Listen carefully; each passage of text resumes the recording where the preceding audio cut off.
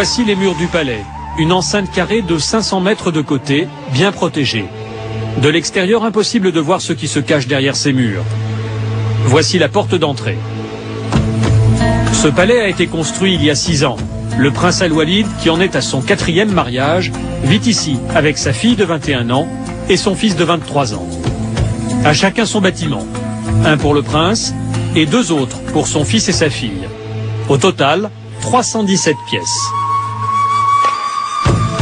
La visite commence par les jardins, dessinés par le prince lui-même. Il adore prendre ses repas en extérieur. Un jardin japonais, quelques rocailles, de quoi organiser d'agréables barbecues. Cette piscine se prolonge à l'intérieur du bâtiment de droite. C'est le jardin secret du prince Al-Walid, le hall africain. Ici, la lumière est jaune, c'est normal, c'est pour faire savane. Walid bin Talal est un passionné de nature et d'Afrique. C'est ici qu'il rassemble ses trophées, ses animaux chassés au cours de safaris africains.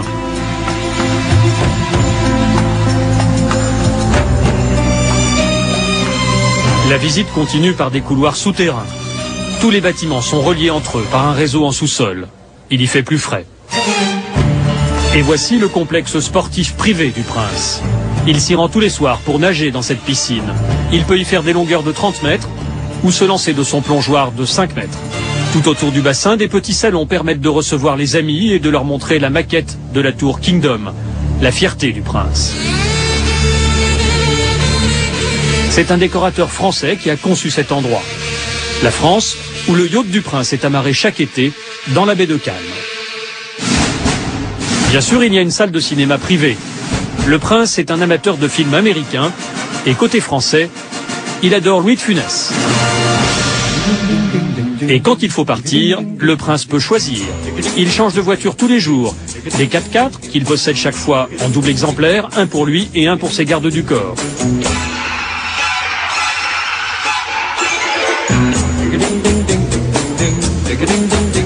Celle-ci n'est pas en double, c'est la Rolls-Royce du prince. Surprise, ces 2 petites voitures coréennes, le prince est actionnaire de cette marque. Voici la sienne, avec sa plaque personnelle. Dernière étape de la visite, l'entrée vers les salons de réception. Régulièrement, le prince invite ses hôtes de marque, des membres de la famille royale, mais aussi des chefs de tribu venus de toute l'Arabie Saoudite. Et ce qui se dit dans ces salons a de bonnes chances de remonter jusqu'aux